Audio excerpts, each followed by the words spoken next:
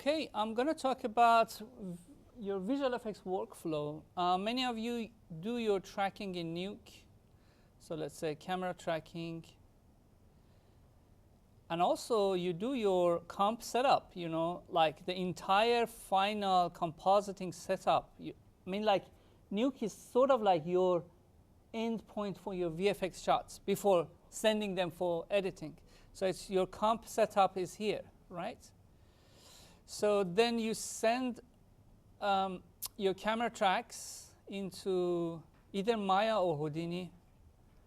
Maya or Houdini. Today we're going to send it into Houdini. You do your simulation there. So simulation, character animation, and then it's decision how to get it render. So like I just write render now, but like you can render it either in Maya or Houdini, and there are plenty of options. So you can render it using Redshift or Arnold or RenderMan. So there are different type of render engines out there. So let's assume that we have, I'm going to track a very basic shot. I've downloaded some, let me just,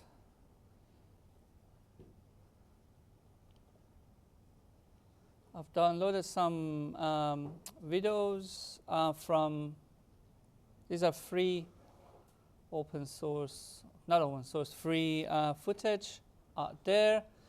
So we possibly need only, I just use like a short bracket of it. So I just, let's double click on it. It's a 4K, like Ultra HD video, and it's about 1,000 frames. So I press S, click out like an empty area, press S for set up your Nuke timeline.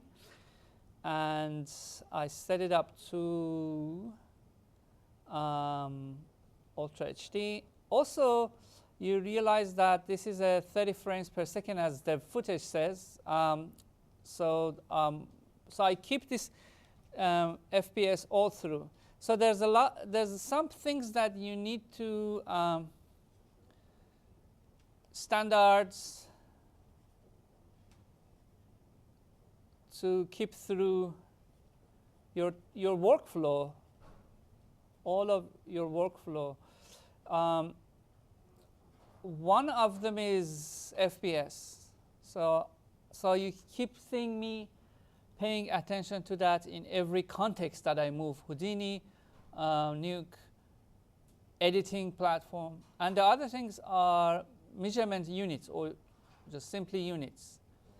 So if your units here is meter, like, you know, we apply the same. So I only need 100 frames of that. And so you see that my global is like this. There's a bit of camera movement on it. So let's track that. I just use a classic camera tracker.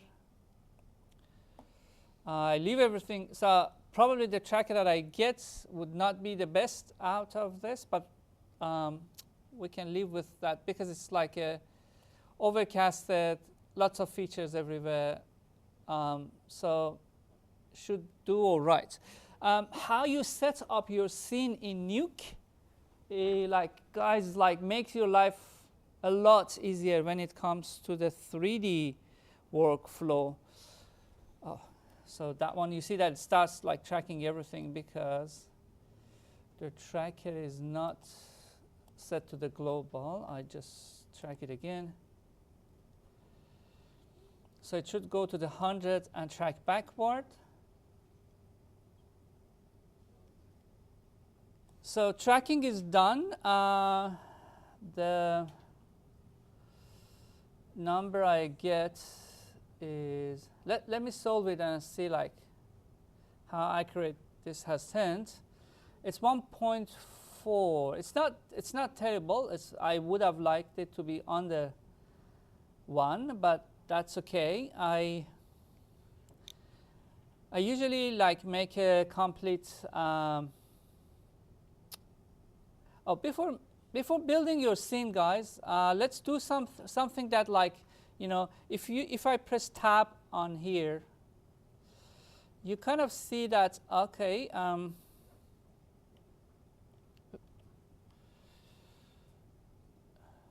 You kind of see that there is a ground, there are walls, but they're not properly positioned. So use constraints. So like if I press spacebar and if I like move at the beginning and the end of it, I'm going to find a point that I say that this is my 0 point. So I pick this one that like kind of stays there forever and all through the shot. So I say that ground plane set to origin. So this is my origin. And then I will grab, so ground is very important. So grab whatever is ground, holding shift. So these are ground, these are grounds. These are not, because they are above the ground, but these are the ground, these are the ground, that one. Maybe I include these, maybe not. What about this? Yes, so that's the beginning. Let's go to the end. We still have some extra that we can incorporate to the ground level. And then right click on all of them and say that ground plane set to selected. And suddenly you see that like your tracks have moved to this beautiful ground positioning. So you see that like they are like position is 0, so that's the corner. They are in ground level, which is nice. Now I can go even further. I can like select a bunch of these dots again, like these ones and these ones. And right click and say create, and create a card. So you see that the card is generated on the ground in the middle. So how to work a little bit smarter, you have to build your scene now. Or like before I build my scene, I'm gonna, because I don't want this here to become like so crowded so early, so I just like create some cards for the walls. So these walls, actually all of these could have a plane attached to them. Create a card for these ones and like these ones on the wall, not that one. Actually, it would be nice to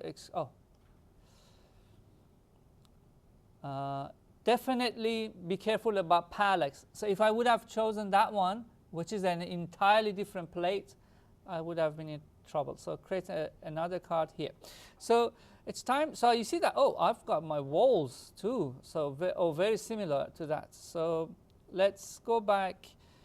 Camera tracking. I create a scene plus. I like an entire scene to be created. It created. I skipped the lens distortion phase. I know that it's a very good habit to do it anyway, but I'm not going to do it now. So I just attach my cards to the scene.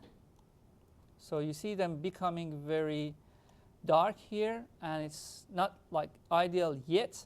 So that's why I added checkerboard, and I attach, before attaching my cards, I want my checkerboard to be transparent. So I add a bit of like multiply math, which is basically a fade. I wish they changed the name, so I just make it like a little bit transparent, then attach my cards here. So I've got like these transparent like kind of cards that I can use to build my scene. So you use these ones to build your scene in a very neat way. So I can start with choosing each one of them and like moving them around, up and down. So this one should go up a little bit more, yeah. And it should go to the X direction.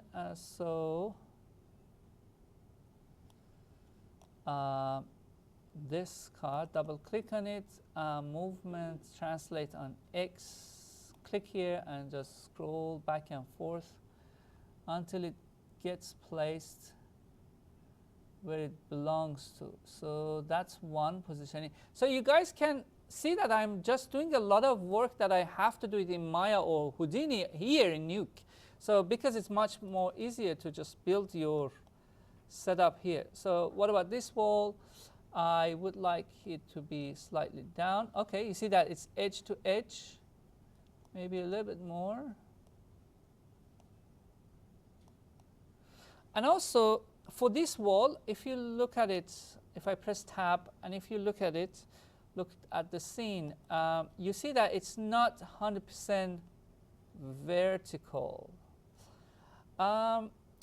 Later, so you see it's about something degree on 2.2 minus degree on y. So let's see if I go 0 here, what would happen? Oh, not that wall, this one, which is about 2 degree. So let's go 0. That's around x. I am okay to keep it x that way, but this one says 178, maybe 180. No, that's not going to work. At least, even like it needs to be inclined a little bit more. So how do you know that what measurement I'm using? Look at the edge here. I'm using these measurements. Maybe slightly up. Okay, that's the wall I want, and move it towards x. So basically, the effects that I'm planning is that, like, I don't know, there's a monster or something popping out of this wall, breaks it through, and like I'm going to retain these textures. I'm going to retain all of these information here. Here I can see that I went too far about the rotation. Yep, that's better. Maybe a bit of, yeah, good. So about the last card on the ground, so it should go all the way up to there. So I'm going to rotate it.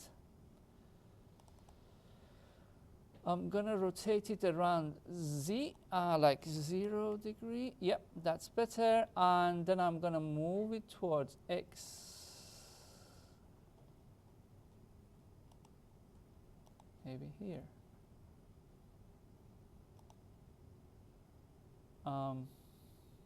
And let's scale it on the x as well. Scale it up. Let's scale it down on y. Rotate it a bit.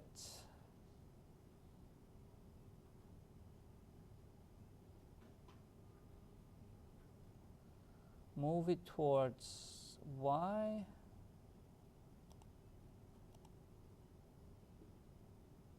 No, towards z.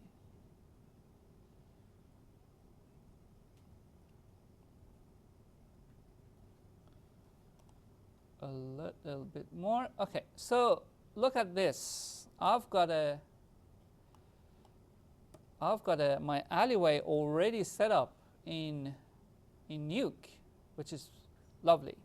So I'm going to send 2 things into Houdini for my simulation. So my plan is, again, let me explain it.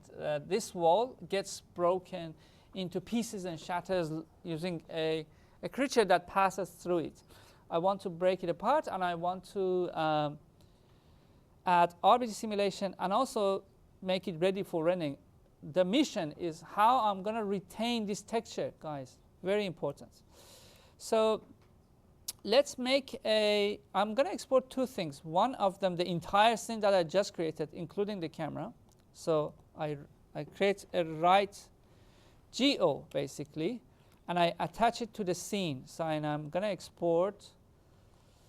Let's export it to the desktop, to this wall break project. I have a FBX file. I call it wall camera track .fbx. So this FBX format is the key. So I'm going to export almost everything. Cameras, geometries, no lights. There's no lights actually, but it was, if it was there, I could export it, which is interesting. And the frame range is basically, I can limit it to 100. So if I don't want it to go above that, and that's it, and execute. It asks me for the frame range again, which is stupid, but you know, I just press OK. So that's the scene that gets exported. And what about, I need an image plane here, so I press W on here, which is the right. So, but this is not a right geometry; it's a simply right geo, which is basically rendering it out.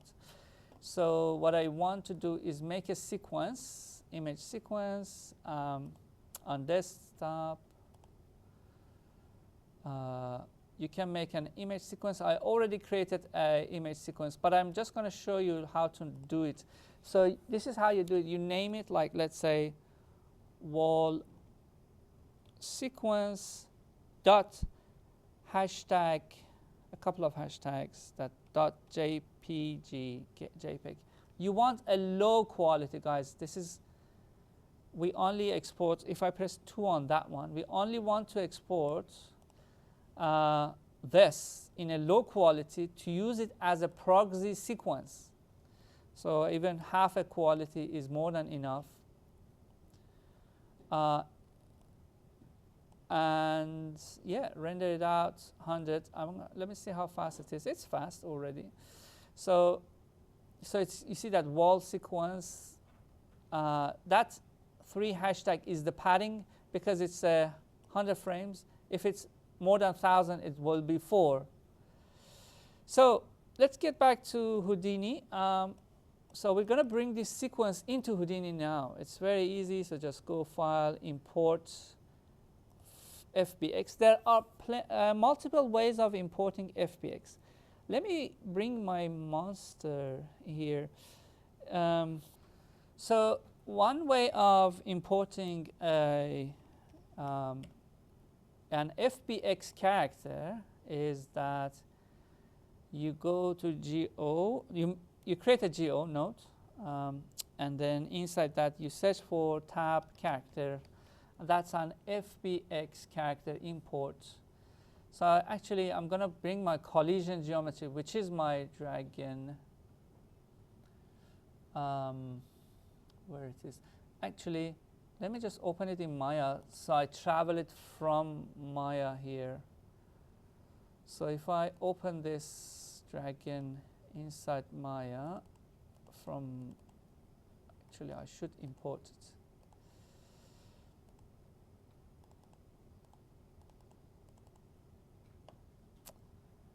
So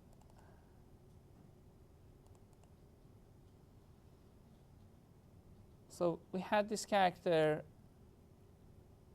here inside Maya. It's walking along, but it's a sort of a I'm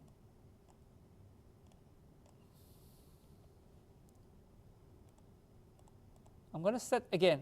I'm going to set the frame rate to 30 frames per second. For this project, it's 30 frames per second. It's important. Starting from 0 to, or 1 to, 100, right? We have 100 frames. So this dragon walks along, and it has rigged. It has a very simple rig. It walks through. So what I do, I can animate the movement of the dragon from here to here. Let's see what. So it was. I could do all of this in Houdini, but I'm just doing here, just to give you a glimpse of like what would happen. This one slides a bit. What would happen when you send it still sliding? Maybe I just like make these two as as linear. Oh, no, no, I don't want this, but I want them to be tangent linear for now. Like a steady, yeah, slightly better. Still slides a bit, maybe a little bit less, and that's my let's say that's your animation. You have animated that and all sorts of that.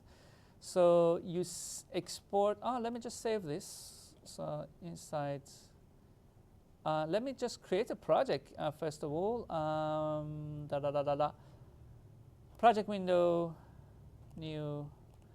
In that folder, we already have wall breaks inside. Let's call it Dragon Maya. Inside this folder, and the project is called Dragon Wall Break. All of the folders, accept, save it, goes into that folder. Again.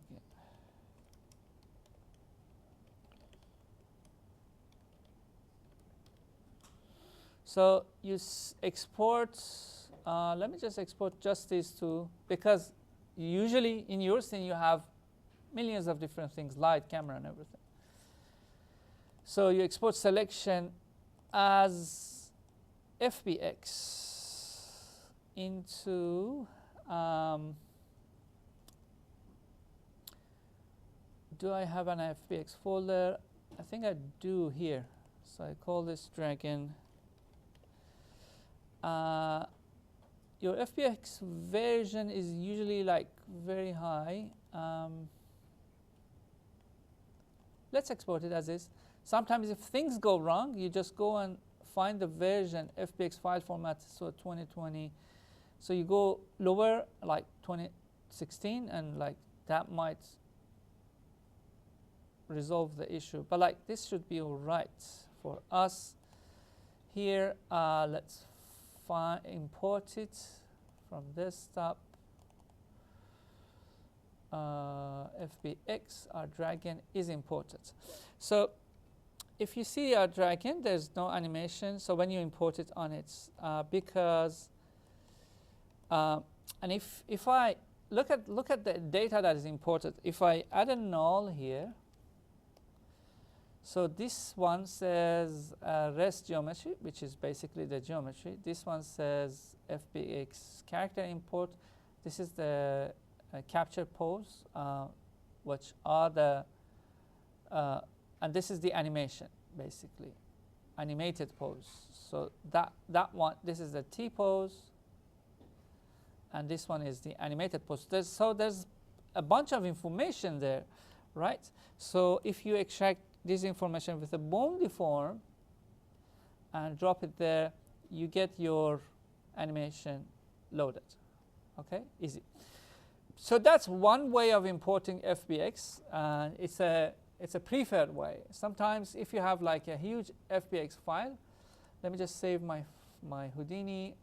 Again, always create a project. So new project. And that will be inside our desktop wall breaks Houdini, and I call it Dragon. Accept Dragon wall break.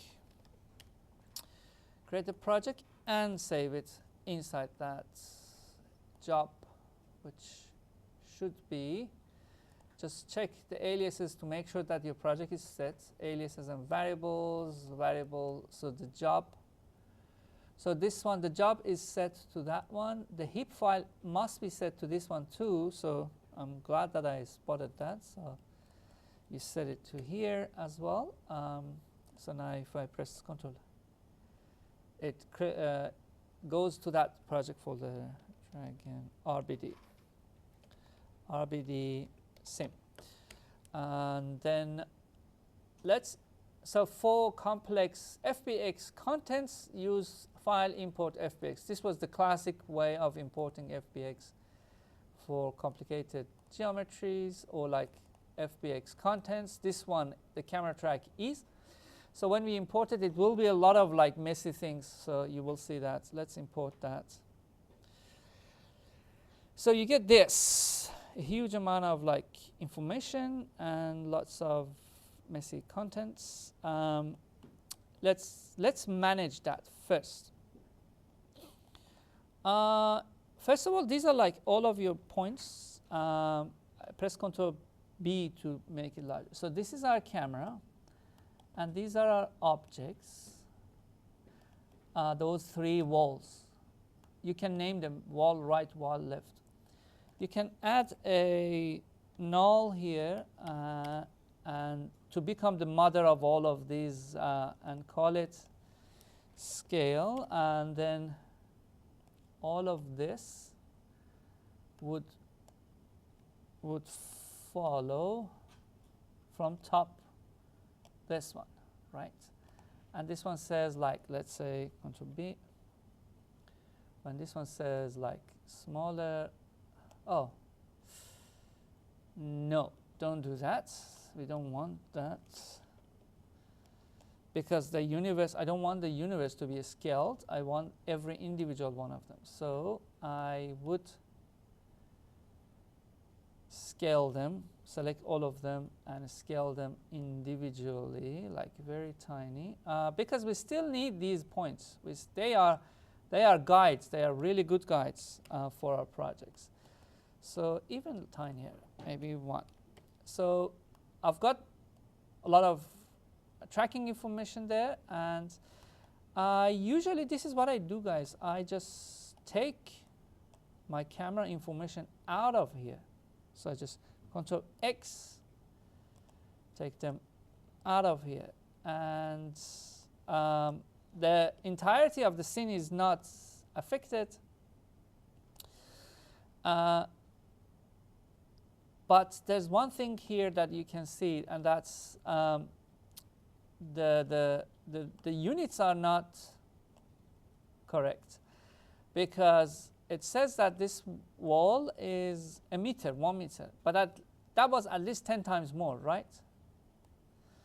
So here I can make the entire world larger, so for 10 times. So these are my walls. This is like, I can call them tracking points, and I can turn it on and off whenever I want.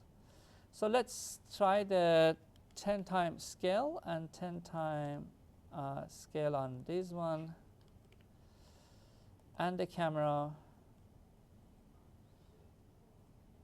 The camera scaling. That's a bit of challenge.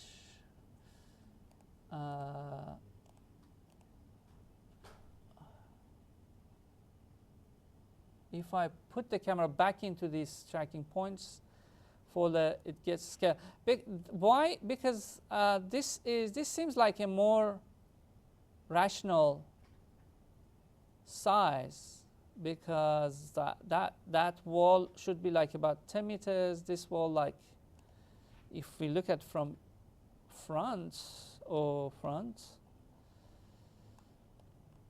this one is about 3 meters, right? It's very natural standard, and we know that simulation works well if the units are in place and working well. So okay, so this is what I do. I make a geo node.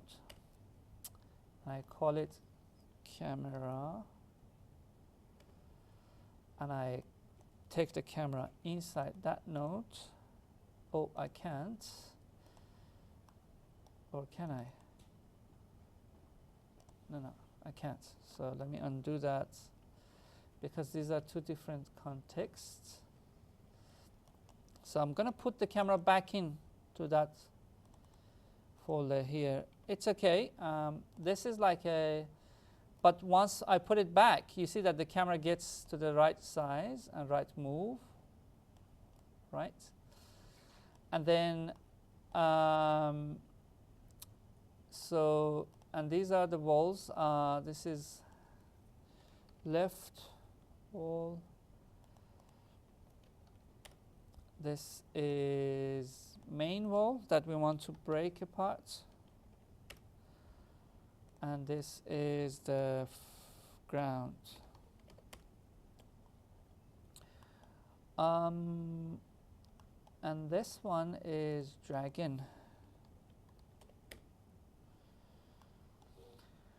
So, okay, so how to look through the camera? So like we go to the camera tracking. I am looking through the camera now. You can lock it. So, and then what you do is that for your background, come to the view and scroll down and find background image. Search for the image plane you created. We create this. Is that what we created? Yes, I think that's what we created. Okay, yep, there it is. And that's your entire scene. So actually our entire scene is about 100 frame only. Okay, so let's position our dragon there now in this scenario. So I'm going to unlock the camera, so when I scroll back, if things go like this wobbly and like, you know, the camera suddenly becomes stupid, spacebar G, like puts you back in place. Okay, so the dragon, so some of you tend to just start to like scale up this higher level, rotate here to be able to reposition your objects. Don't do that, because this is a higher level changes. You want it as a node, as a transform node here. The reason is that it's reversible and it's much more readable for other contents. So I would like to make this one 10 times larger as well. Actually, it really depends on the camera positioning, but let's rotate it 180 degree. Let's move it here. A little bit back down. Let's look through the camera one more time. So that's not bad, but it's very high up. If you look at the wall, the ground is, oh no, it's not bad. Once it enters, it really passes through that wall. It shows all the grandeur of the monster. Spacebar 1 or spacebar G and 1. So it passes through the wall. Everything looks nice and neat for me on this side. So then I add a null and I call it out dragon geo. So these out nulls, like kind of indicators, are very helpful. So let's build the wall that we want to break apart. So first of all, you see that these ones look black on one side, so which is a bit weird. So where's the main wall? It's here. This is the wall that we want to break. I just unfreeze it and I just reverse it. Why I'm reversing it? Because this is the right wall from this angle. And then I will, let's say, extrude it, poly extrude.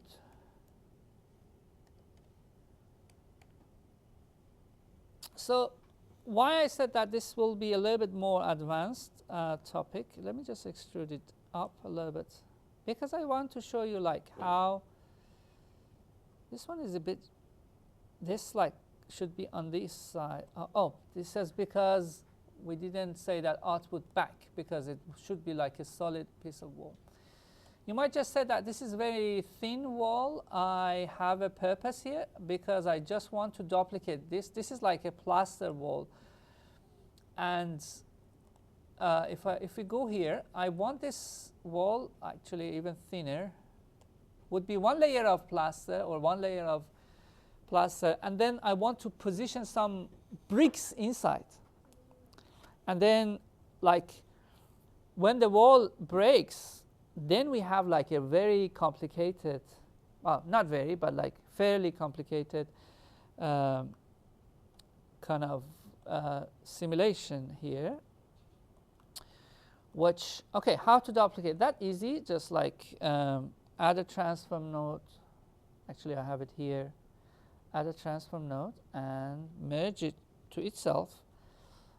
Basically, you just merge the same wall with a bit of transformation here. That's the wall. Like, and between the two, I just can create like some bricks. I recommend that you guys add the right size of brick. I'm going to make large bricks. The reason is that I want the simulation to be fast because I'm teaching now. And then, so I just add a box here. And I'm going to template this wall, but then look at the box. And the box should look, let's make it tiny. This one is always half.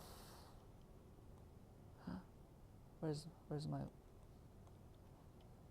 Actually, this one is. Anyway, I just go fast on that one.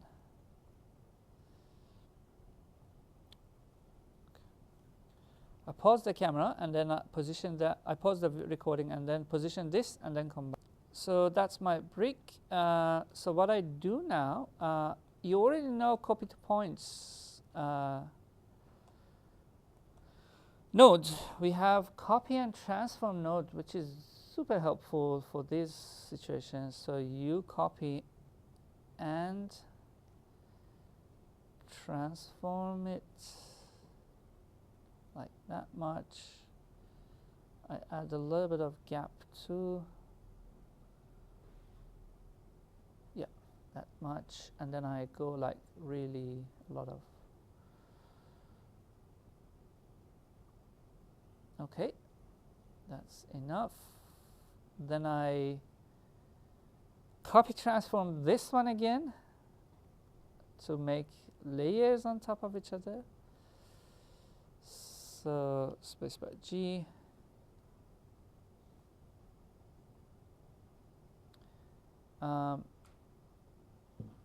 Yeah, go up and back up. Hold on. It's okay that it here stays empty because here won't break, so we don't see that breaking. Okay, and then I go, oh no, okay, I don't go this way, I try another copy and transform on both of these. And then high up. You see that I'm just eyeballing, so I'm not super accurate. It's fine, it's going to be simulation, not too many. So this is the bricks inside the wall. So I've got my bricks inside the wall. I've got, but both of them are a bit like, you see that one? You know, it's not like this. The reason that inside Nuke, I was trying to find that like perfect 180-degree line was because of this. But that's fine, I can fix it here. So I can add a transform node here, drop it here, and then I say pivot transform and move the pivot to the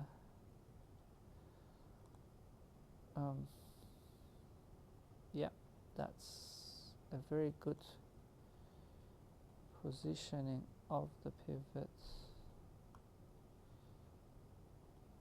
Yeah, and then rotate it so that it fits inside the wall.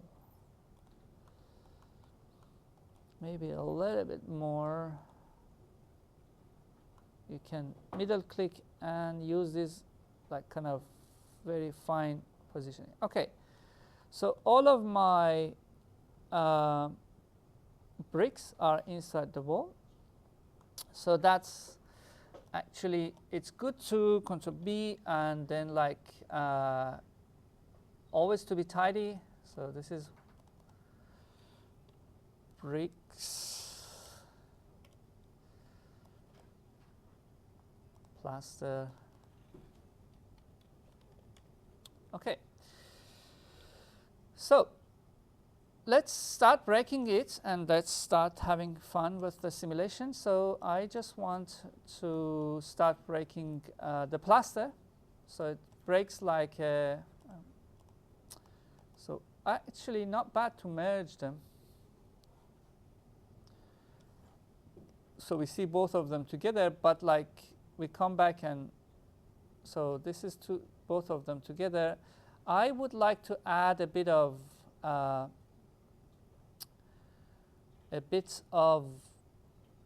color to these bricks. I use very simple geometry, guys. You do the same. Once your simulation is finalized, you just replace this box with your, like, let's say, fine sculpted high-res brick that you bring from ZBrush and then apply to that. But at the moment, I just assign a color. This is a vertex color. It's not getting rendered. It's just for viewing. So it's good for viewing here. So just add like a little bit of like brick color to them. It's not orange, maybe dark here.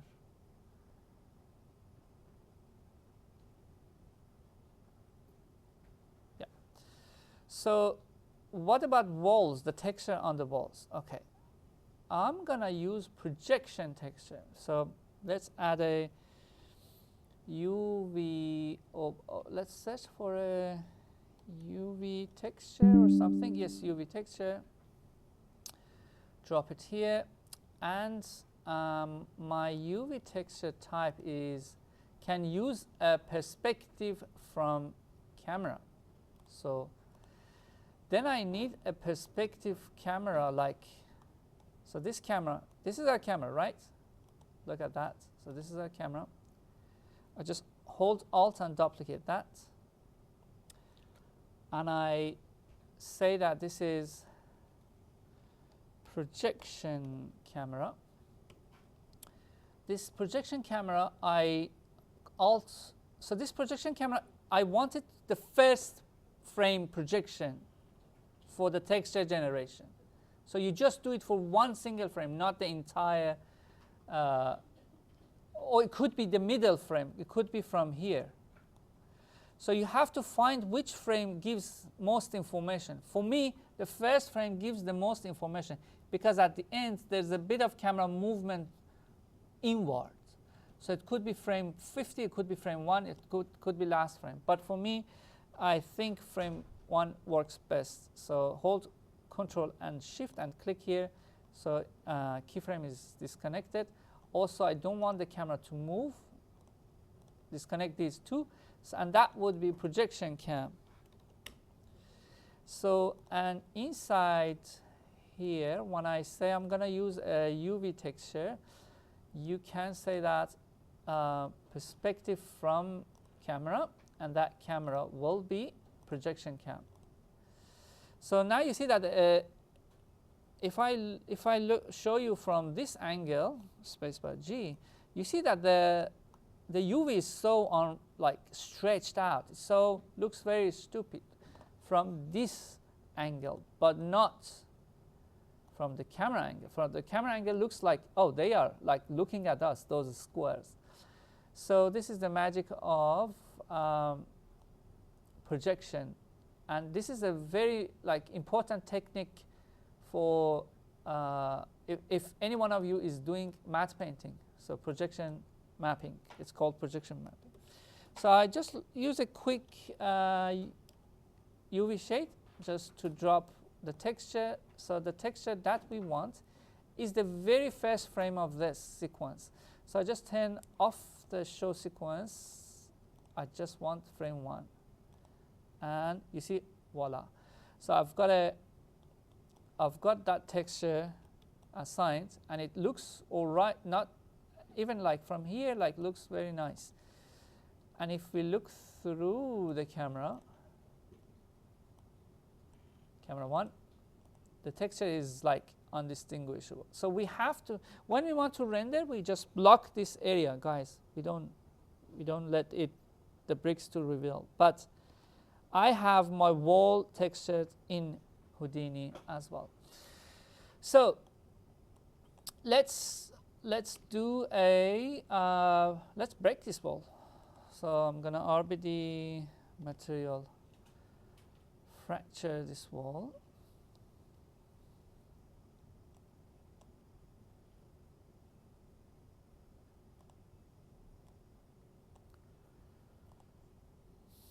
Spacebar, let's go, and spacebar G. Okay, so if you guys remember, like we were like fracturing to cater, like if I want to be picky, I start fracturing when like on a line that this dragon passes through, like here, and this around this area. Actually, why not? Why not? Let's add a draw curve. Let's draw a curve. Spacebar 3, yes. And that curve goes through this wall. Okay. Spacebar 1. Let's move this projection onto the wall, which is towards Z direction, I think. Oh, I should have to redraw it. Never mind. So I just move it. Draw the curve. If you remember, resample it. Quite a lot of points on it. Not a lot, but like maybe more points or less points, depending on the data you want. I think this amount of points is fine. Where the wall is gone, let's template it, move it. Here's my transform. Transform it into the wall, which is here, right in the middle of both, basically. And feed that into your extra Voronoi point. So these are your extra Voronoi point. Go to your breaking, delete that one. So you only need like a bunch of, so use input points. You see that these are like your input points, and you need like a lot of shatter points for your first iteration. If input points, you get this like kind of unnecessary scratched thing, work with this resampling. Maybe less or more will be helpful. Yeah, that's nice. So now I have like lots of pieces, but mainly around this area.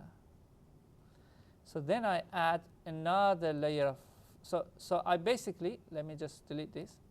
I have fractured 20 pieces around. I can go even less. Let me just see. Yeah. So I have fractured 10 pieces, mostly around the dragon. And then I fractured these pieces into, let's say, another 10 pieces. And still I follow the input points, so I get a lot of fracturing around this area. So this is a nice fracturing, actually. I wish there was more here, so that's why you can rotate your volume using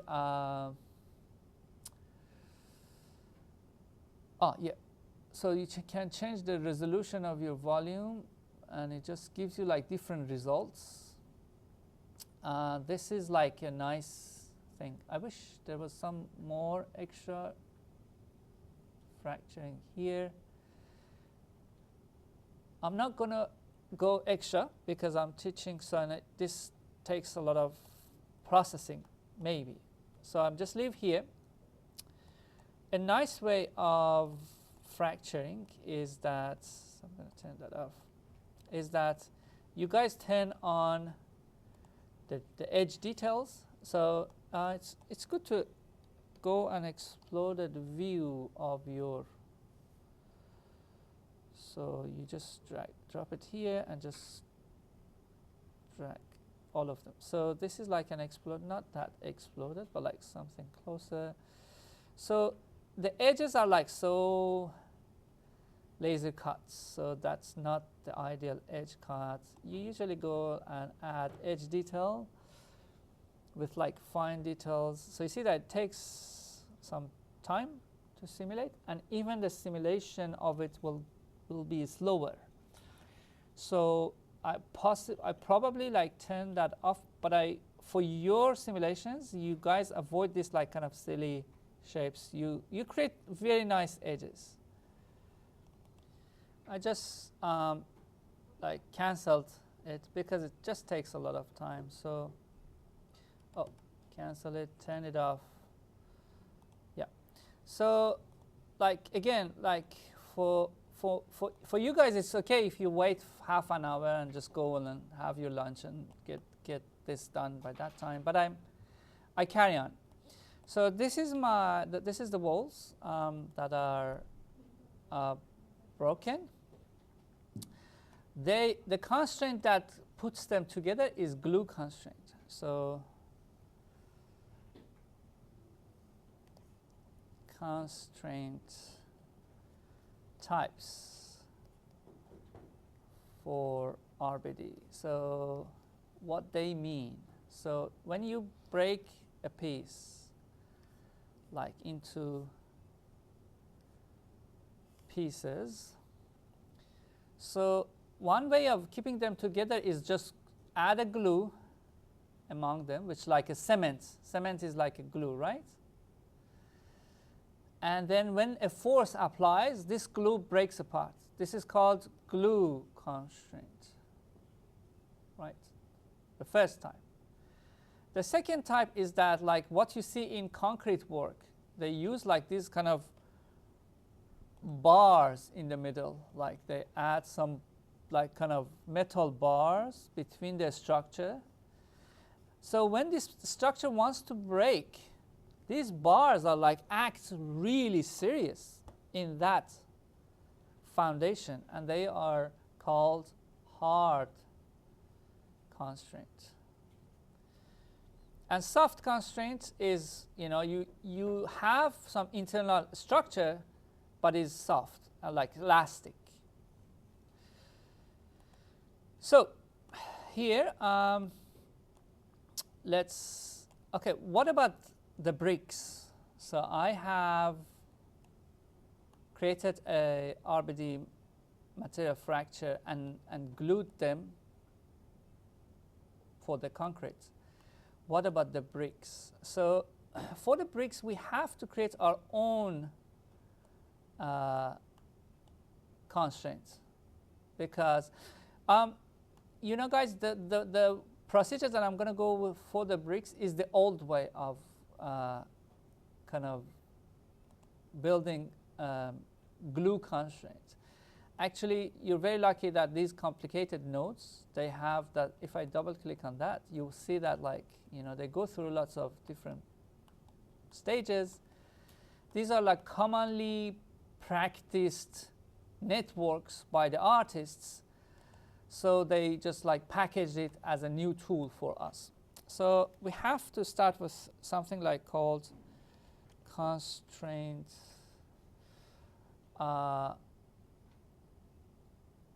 like connecting adjacent points. Connecting adjacent pieces. So these are like a lot of pieces, right? Let's connect them.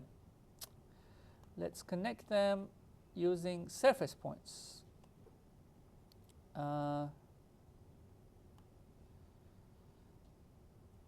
Attribute name, either not used or recognize. We need to create a name. So I use an assemble node. So assemble node, if you guys remember, we use this for creating like pack geometry. But it's assemble node, it looks at the word says assembly, like there are many pieces involved. We look at them. So the first thing that we can think of these attributes, if I look at geometry spreadsheet, and if I look at this like geometry primitive spreadsheet. So before assemble node, so in assemble node, one of the job of assemble node is create an attribute. It just like injects an attribute in your data called name. It's very useful attribute because, so if I, instead of like piece, I say brick. You see that I have brick 0 and then 1 and then 2 and then 3. So then I have like you will see that like each one of these objects are like assigned one single name, and these names will be helpful. So then I can here say that I'm going to connect adjacent surface points of these, and the piece attribute is name. So like says look at the names of different pieces and connect them together. So let's play around with these numbers. So like we see that if we can create a nice internal construction more and more.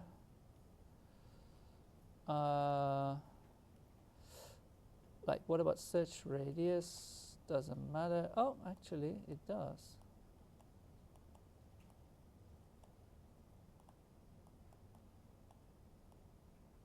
No, it doesn't. So that was about 1,000 maybe. Cone angle. Oh yeah. So look at this beautiful. If I can fill this area, would be even more beautiful. Can I go higher?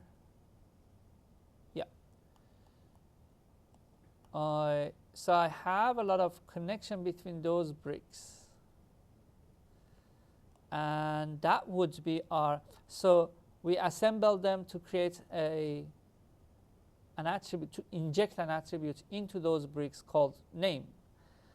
Those names are getting interconnected using these lines. These are just literally lines. And then I would add a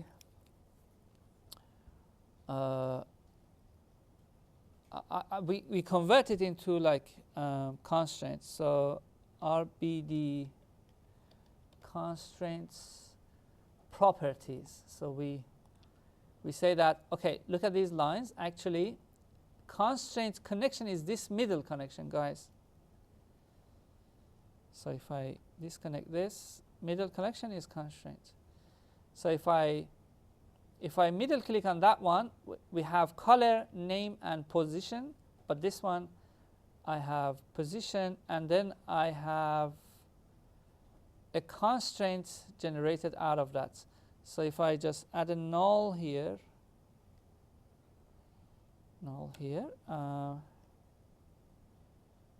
you see that this null has constraint name generated for it.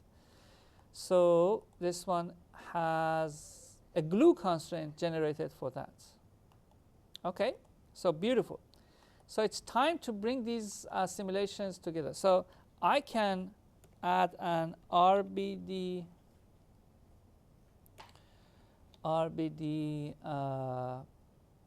solver. So let me just bullet solver. So this RBD bullet solver is the brain, right? But you just realize that, oh, it only can get one of them. How can I merge these together? The merging of multi output nodes is a bit of a challenge. So we pack them and then we unpack them. So that's the process of merging multi. So merging multi-channel, multi-output nodes. Like so you just pack them, pack, and then merge, and then unpack. So that's the process we go through. So pack, actually search for RBD pack, which is very interesting because it all gives us like everything we want, just like hover it and then make the connection. Merge your stuff. Where is merge?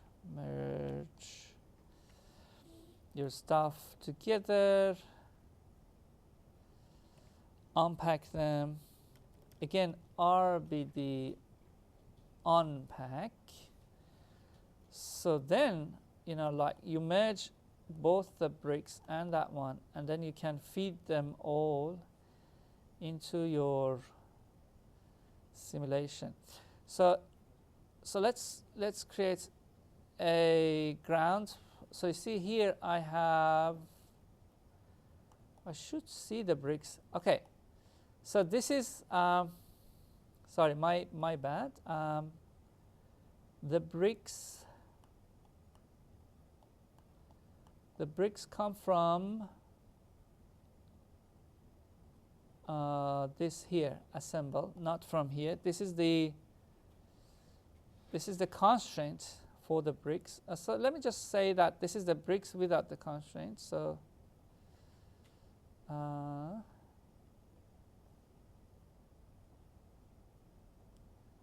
assemble the bricks. The bricks are there. RBD unpack. A mismatch of attributes.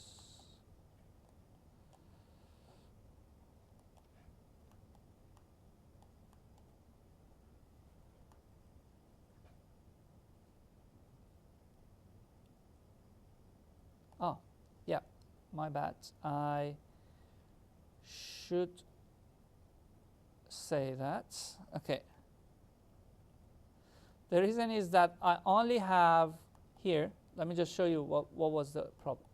So I only have used the constraint that I created, but actually my geometry comes from this assemble. And my proxy comes from the assemble too. So if I look at that, I should see an assembly of the geometry with a constraint that I created myself with this constraint here. If I middle click on it, so this should work. Yes, yes, I have them all. Let's create a ground collision here. Let's run this and see what would happen. Do they fall? They don't fall, I think. Oh, they do. Why they move?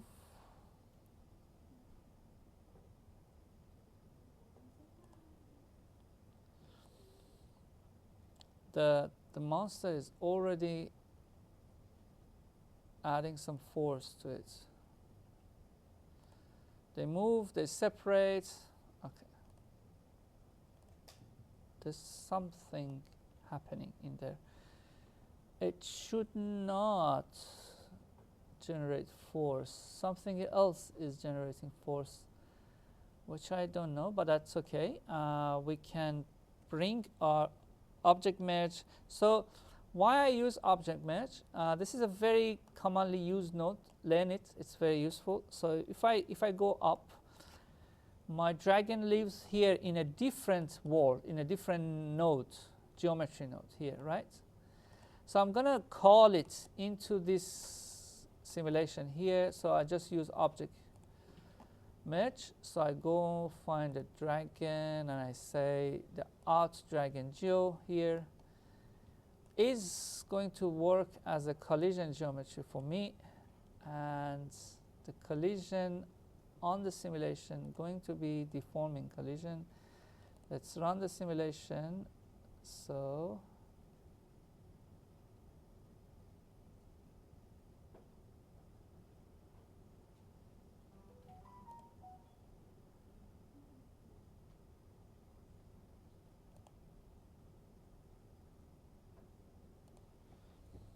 okay, so let's this is like everything is very much glued together, right? This RBD constraint property, I'm going to call it glue bricks. So this one is set to like 10,000. I just set it to like, let's go for one, for this one. Let's go to our RBD material fracture. This one has a constraint section which is set to glue, and it's 10,000. I'm going to set this one to 1, 2.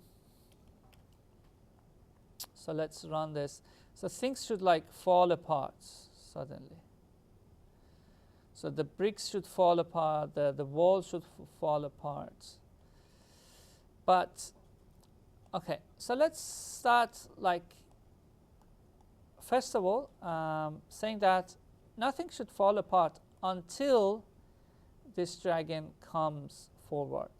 So if I turn off the brain and just click here, so these are the area that I want to like say that, you know, you guys should not move like on the left or right. So we have a concept called bonding, bounding, my English. So like this is like the boxes, or like any it could be any object that you generate for pointing out which area you don't want to be impacted, or a boundary. So like, let's say I don't want this area, and like create a duplicated version of it, and I don't want this area. Let's merge them together. I don't want these two areas to be impacted on the wall, right? And yeah, it's like around that dragon. Actually, the dragon wing might touch them a bit, so I just like slightly go here, and we just use a node called RBD configure. So drop it here, and we say that, hey, use so active. If you remember, we used to use this for like selecting an area. This time I'm using a bound, and this is the bound geometry, and I said the bound geometry is inactive. So when we run the simulation here, why things gone crazy? I know why things gone crazy. The reason is that our main wall is 10 times larger. So this is what I tend to avoid, to have transformation on the main part. But that's okay. What I do show you to do is that you just transform it back here. So please transform back. It is transformed back in front of the wall. Oh no, let's run it.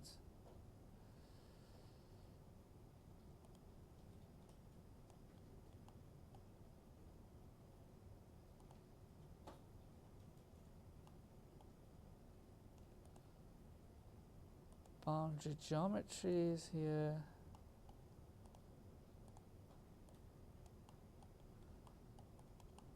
simulation here.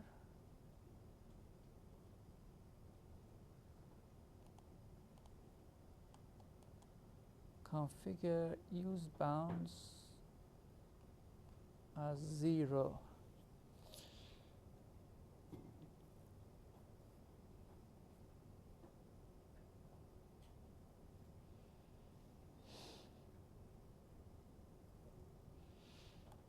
I'm gonna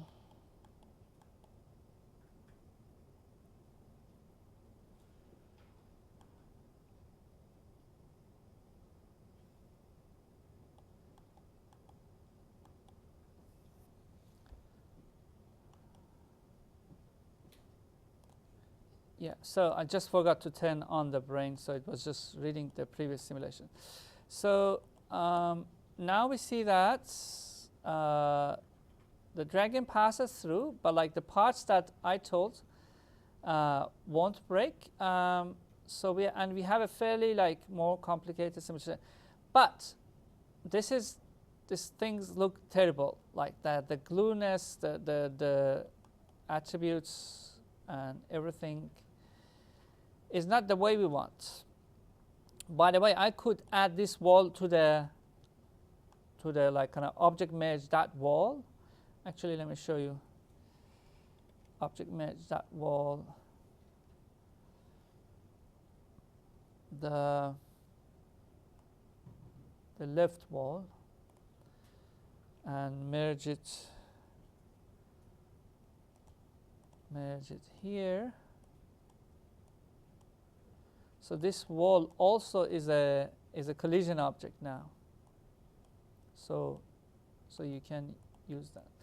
So let's go back and so we have our simulation set up. So now it's time to work on the details. So like first of all, we want this glue to work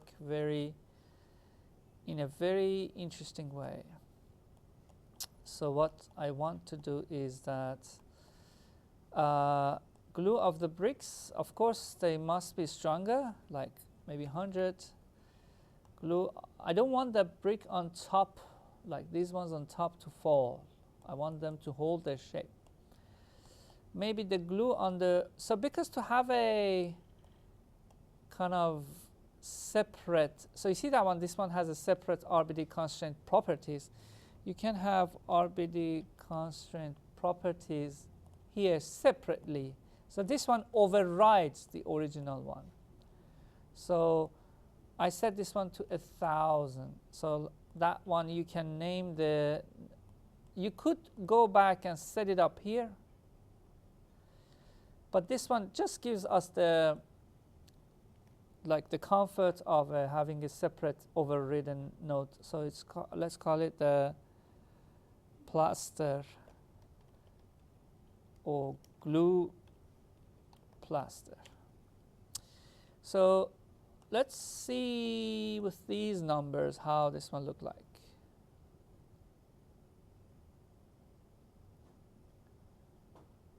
Oh, it's too firm, too firm.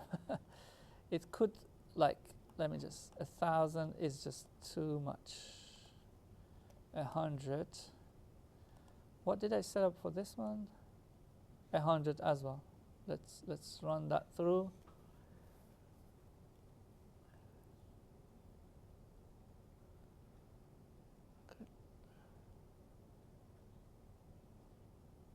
Okay, that make more sense. So see that the head just gone past through. Let me just turn off these ones, are a bit annoying. The head just gone past through, which breaks a bunch of structure. And the body, oh no, that's not the right way. So the body, so I'm gonna break more. So let's go, let's firm on the plaster, but I keep the brick firm. Oh God, what I've done. Okay, maybe 30 on the bricks. So like you see that from now it's just like about massaging those numbers until you get like what like makes much more sense to you. The brick's nice. The top brick hold its shape. Those top plaster just does a bit of weird thing. The monster passing, okay. Would be nice if we look through all of that into the projection camera. And if you want to see the textures coming back again on this wall, you need to unpack. Packing like kind of removes a lot of data, and unpacking brings them back. So unpack that so you see the simulation on. So like so now you can see it from the camera angle. This breaks things. The monster passing through. Yeah, it's the monster is there. The dragon is there. Let me just make a flip book, and I'm going to show you that a lot of these like large bricks and things do have some extra movement on them. So let's make a flip book.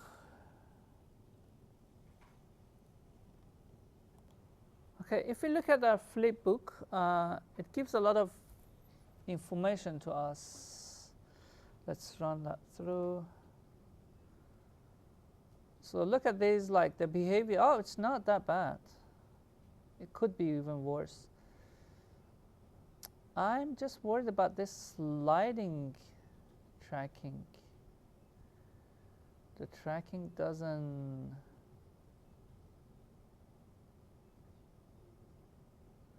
The camera, why the, there is, I know why. Did I lock the camera? No, still that one doesn't follow our movements the way it must be. But that's okay. As long as the simulation is right, we have a way of retrieving the camera, because the camera we have here, if you look at it, that one doesn't slide. So, which gives us some hope. So I probably disconnected. Oh, my bad. I'm on a projection camera which has no keyframe on it. So I have to go back to this camera, camera 1, which has everything we want. Yeah, beautiful. So if you see like jittery movement, things like don't behave the way they are. So there are ways. So if you watch a bunch of like tutorials online, there are like lots of different ways to control those. Like maybe like you see this brick fall on the ground and this start to just belly dance, and how to control them.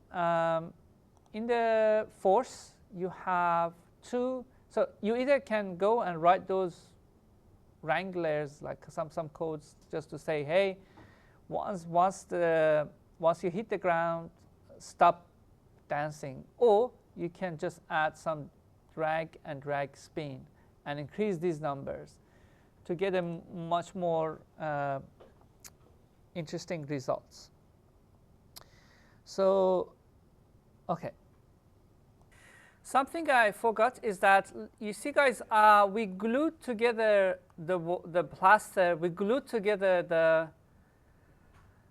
the bricks, but there is nothing between the bricks. Let me just unlock the camera. There is nothing between the bricks and the plaster, so we can make it our own. So let me just like tidy up my scene a little bit. I really appreciate if you guys work in a tidy manner.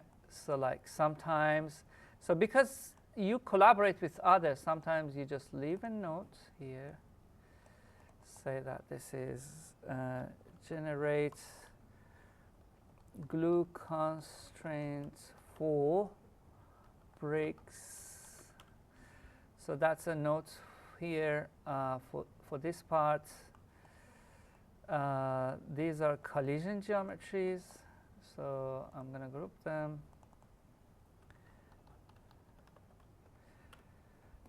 If your simulation trees look cluttered, your colleague's going to hate you. So these are bound. Okay, so I've got it relatively tidy, and these are extra Voronoi points, extra sim points. Okay, so I'm tidy so far. So I just wanted to create another layer of glue between the wall and the bricks. So what I can do, I can grab, like, let's create a merge node here. I merge the bricks and I merge the wall from high res. So output points, this one is high res, this one is low res, and the middle one is constraint. So, and these ones together, and yep, they all together. If I press W, all of them together. And I basically pretty much the same way I did here, generate glue constraint. I do the same. Actually, I can copy these two, paste them here, and then I attach it here. And this one says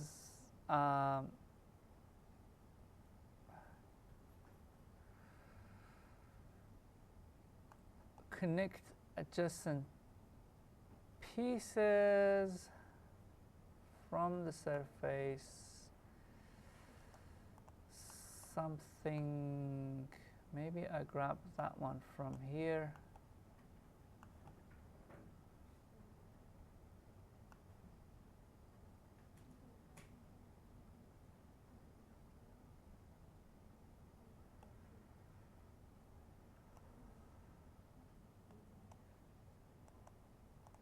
Yeah, so the structure is shaped, but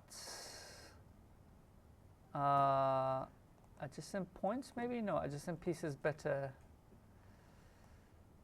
And then we have not cone shape, but distance. No. Can I get a nice? So like when you generate your own kind of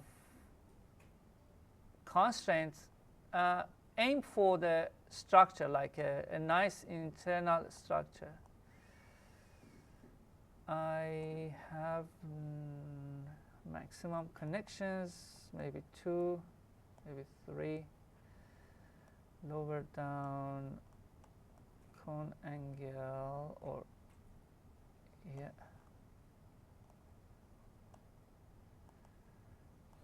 Okay, so this is like a really strong internal glue that glues everything together, right? So I call it glue bricks to wall or to plaster. So, and I just want this to be like not so strong, maybe like 5, very weak. So how I bring this back to the mixture? Actually, I can bring this one here.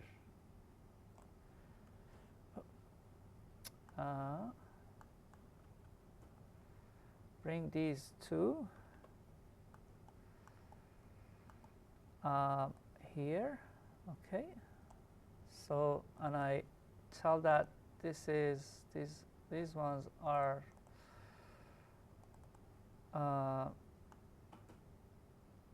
or maybe like leave a note for them. These ones are generate brick to wall, brick to plaster, glue constraint. So how I add this to the mix of the constraints we already have. So this middle line, if you see that, it's the constraint line, the pink line. So I can merge it, merge the constraint here from this one here, and then back to it. So now I've got everything constraint together. Now I can run a simulation and see like them functioning together. So this is a much, it's too strong, I think. But yeah, I leave to you for achieving optimal results. Now I want to, so this main wall has been, I used a glue constraint for that. I just want to like make another version. Actually, let me just go to the beginning. I just make another version of this.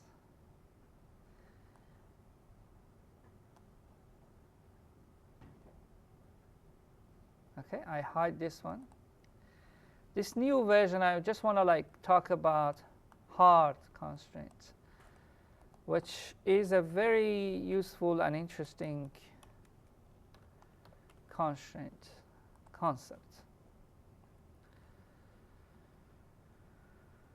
So, okay, so how to make hard constraints? So this is our network so far. So I'm gonna disconnect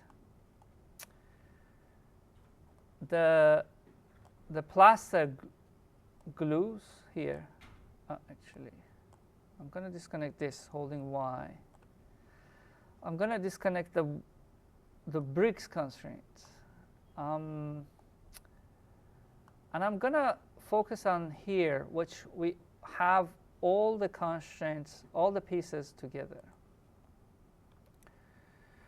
So this constraints, and I'm going to, let's call this one generate hard constraint. Hard constraint needs points. So these are the points that those, just like, I don't know, imagine that these are the points are that those metal bars inside the structure are connected. So how we generate points? We generate, first of all, like before generating those points, you see that this like glue brick to plaster constraint, I just call this hard constraints. Here, I just say that it's hard. And there's a force on it, which is 0 by default. It's supposed to be that way. Also, in your simulation, inside constraint, inside advanced, you have the attribution of your hard constraint. And we start with rest length 0, and I explain to you why. So I really like you guys to learn everything with the rationale behind it. So we need points, right? We need points in the middle of each one of these. So how to do that? What if the question is like, can I, so I already have like a really solid like constraint network. Can I turn them into points? Yes. So facet node, disconnect these lines.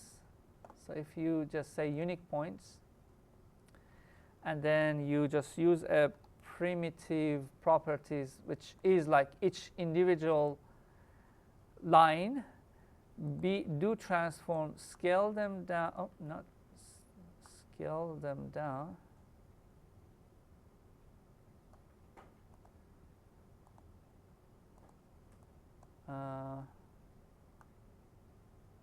Yeah, look what happens. So these lines become like very thin and small until they become 0, 0, 0. You don't see them at all. But if you turn on the points, oh, you see them. Oh, they exist in the space. Now they are our hardcore, our hard constraints,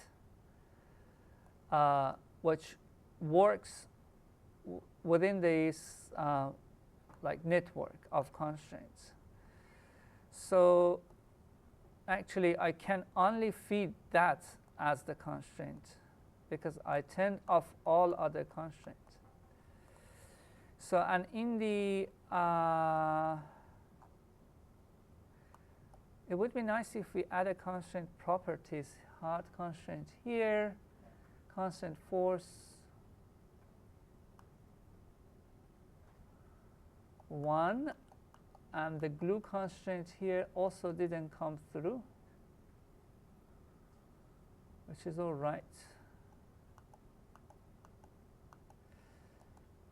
Okay, rest length 0 because at the beginning we want this to be like kind of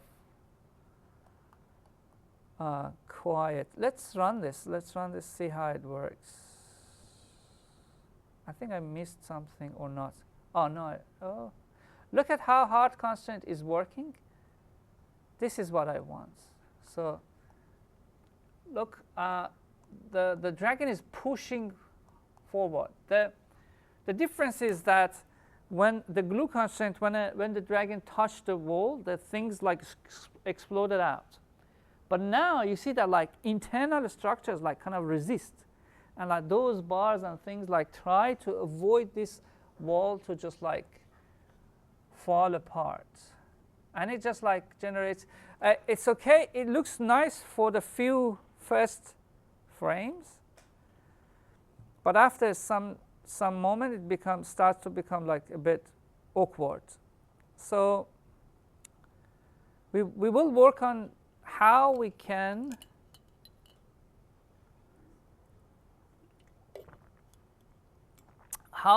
like have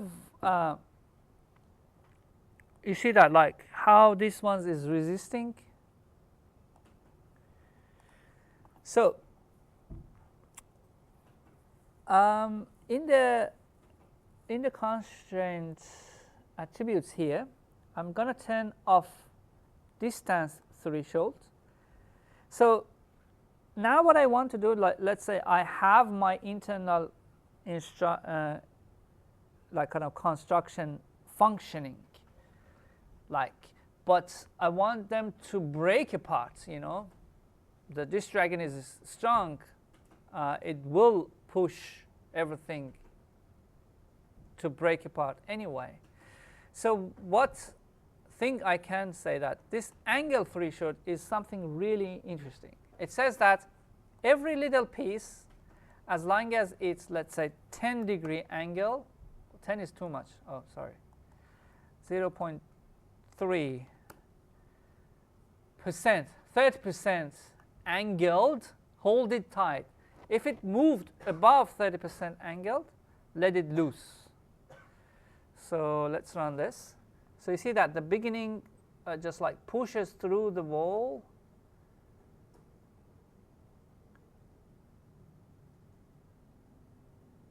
Maybe 30% is too much.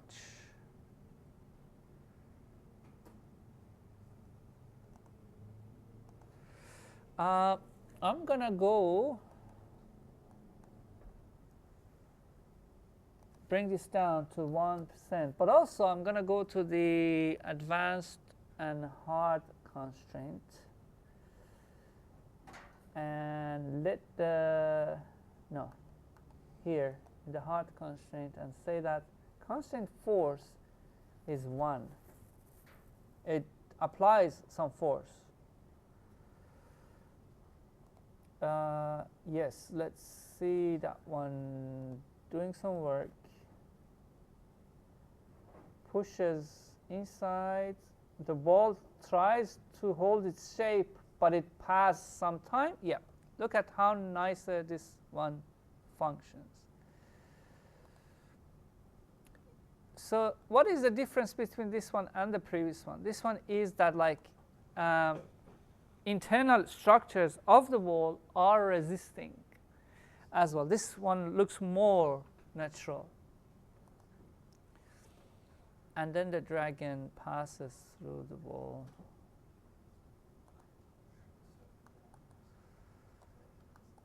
I wish So some of these pieces could hold together harder. Give me a second. Yeah, I was looking for this. You know, I connected the constraints after. Actually, I nulled this RBD configure. I made it like useless. That's why I see the wall starting to just like crack on the parts that are not supposed to crack. So I just like drop this before that. Let's go back to the beginning. So then I can delete that. So I am making use of RBD configure, and then I feed that. So this RBD configure is basically says the pieces that are not supposed to move. Also, if you look at your each one of these constraints have some strength, have some values. Like this one, constraint force mixing for the. I don't know if I can go further. Yeah, I can go extra stronger on each one of these. So I'm gonna like play around with these like hard constraint attributes above what it gives me here. Here I only have the force in action. So, but here I have some extra attributes. So I'm gonna start to just see how they function. Rest length, one is enough. So let's run that. Oh God, no, not enough at all. So rest length 0, back to 0. Still, no. I think that's force mixing 1. Rest length 1, 1, rest length 0. Yeah, okay. So at least I see these pieces holding together. I would like to see a more beautiful shape. Maybe I go and rest length 1 again. Oh, no, no, no, no. 0, 0, 0, 0. Yeah, absolutely 0. Okay. Constraints here. Angle threshold is 10%. Let's go like really more, like 20% more, or 30%. Let's see what we get. So you see that like, okay, that's a little bit more beautiful. So you see that like these internal structures are at work. They try to hold things, but the pieces that pass this 30% angle threshold, they set loose and they fall apart. I think that this is like too strong, especially that I set the angle for the constraint force to 1, so the constraint functions and applies some force. So let's just see, like let's see through this through the camera one, and with the textures on. Let's go back. Let's make a flip book.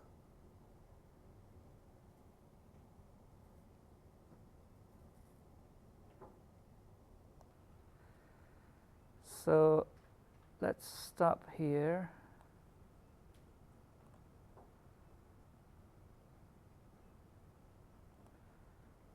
Okay, let's see that. Oh, this is horrible. So I think it's just too much force, and they just like jitter crazy. I like the overall function of it, like, you know, I like how these pieces fight back, and it just doesn't like explode like glue constraint. But like, you know, there's so much jitter on it. It's too strong, too strong. So let's do one side, just maybe 10% or even less, like less. And also on the force, let's increase the these values of drag, these are your friend when it comes for jittering things. Let's run that one more time. One more time.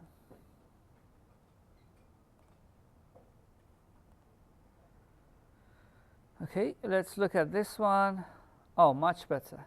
Actually, I think I'm happy now. Like,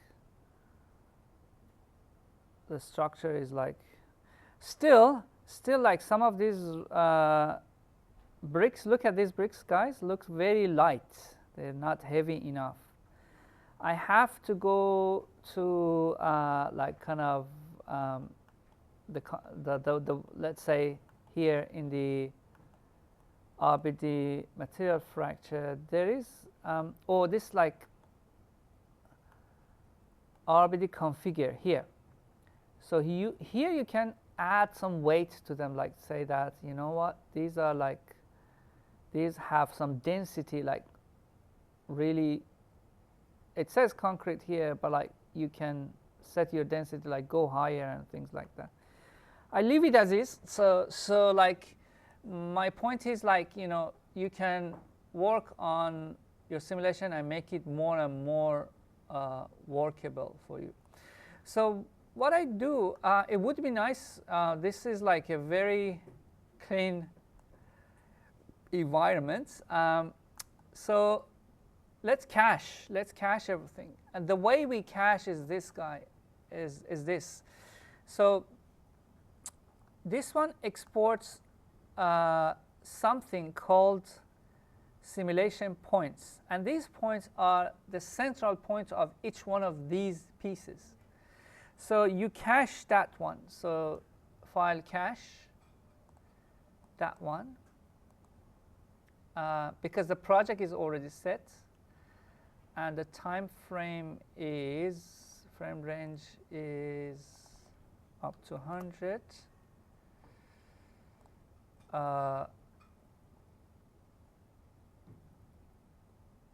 And then let's cache that into the disk. So what would happen? So this will save you heaps of time and like speeds up your production. You say that, like, when I click on this, you see these points? These are the points, these black points these are the points in the center of each one of those pieces. Then we say that these points using a node called point deform. So now we have our points cached. So now what we do is that we have this transform pieces, which basically we have a bunch of pieces. We say that using these template points, you transform these pieces. Actually, let's find where we merge them together. I can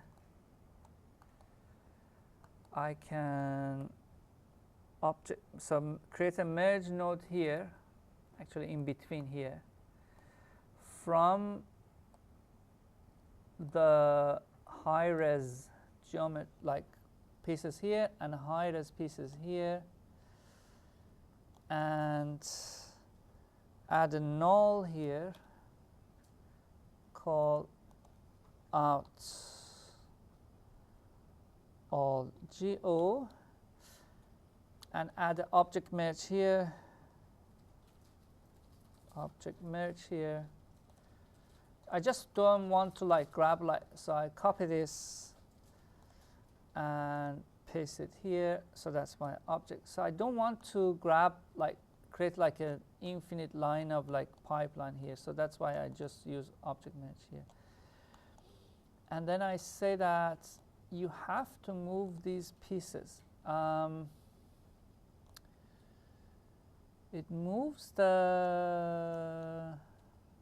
but not the bricks. Maybe the bricks should come from assembly. Yeah.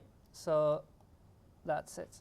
So now you see that, guys, I have a cached file which is only a bunch of points. This is like a very small cache, a very small footprint on your disk.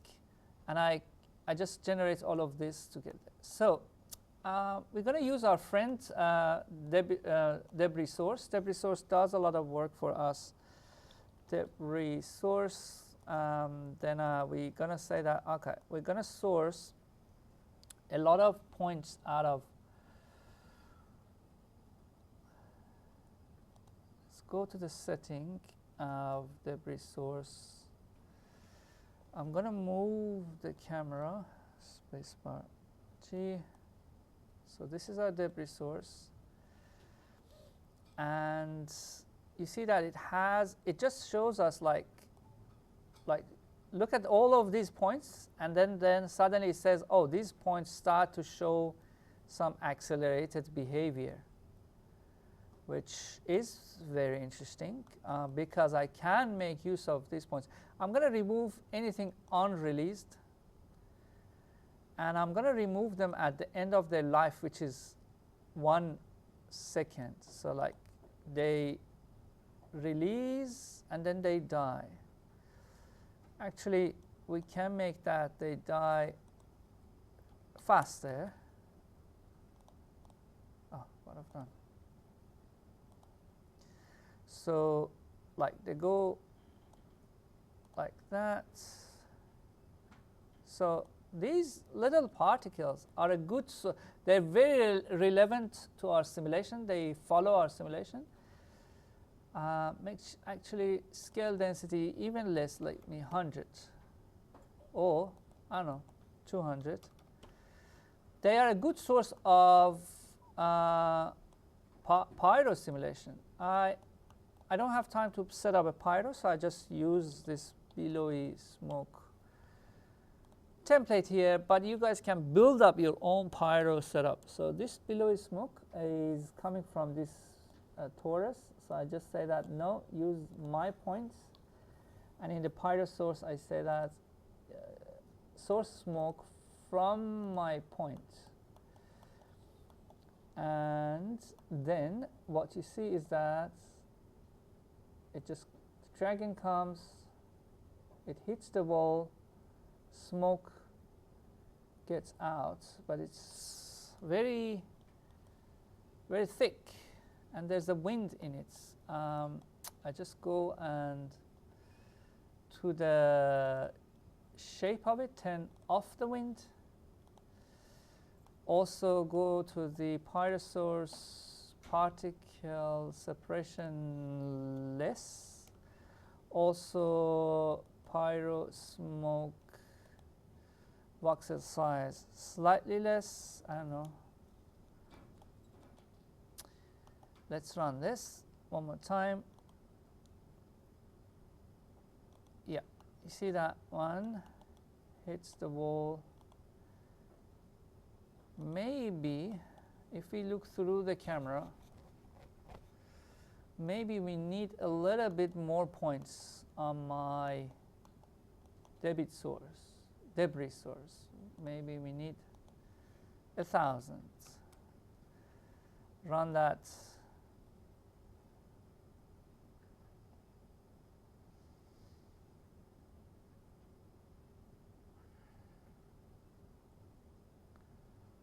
Okay, so the main, I am not going to lower down this particle separation because the speed will drop fast.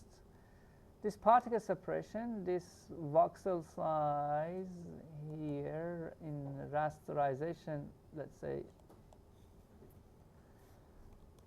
smaller voxel size,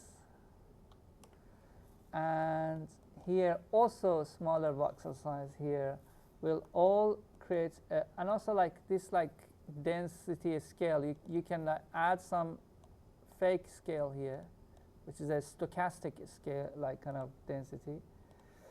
So you get like a bit of like extra information. It's always great if you add an environmental light here inside your scene, so that will lit up this stuff. Then you can merge that back into your not points, but into your, yeah. So look at this. So this one goes, breaks apart, some dust, kind of fume or like kind of dust comes out. How render this? Okay, I assume that I would like to render it in Houdini. So I would like to use Solaris here, and which is, if I go to the Nuke developments or Solaris, and then I render that. But because many of you already in Maya, your character is there, your character is shaded there, so let's send this back to Maya. So you can start with two things. So we are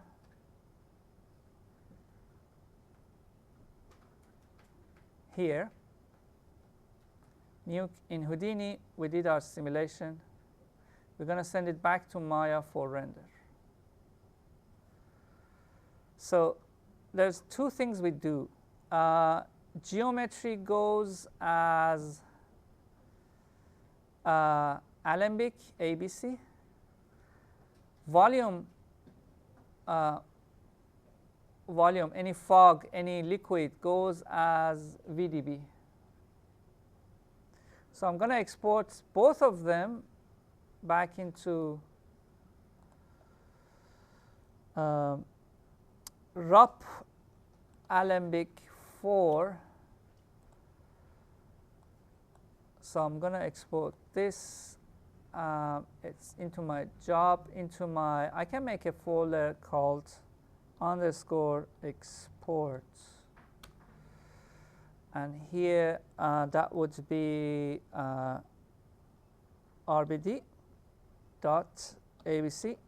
which means it's going to be Alembic. Render not current frame, no, render frame range, everything. The entire frame range as Alembic, save to disk. So that's going to be my Alembic simulation.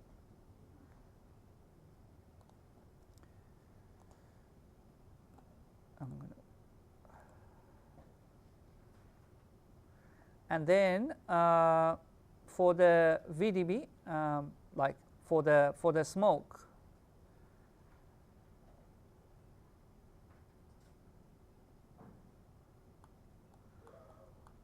for this smoke here, I have to convert it into VDB, convert VDB. What is VDB? VDB is an open source library for the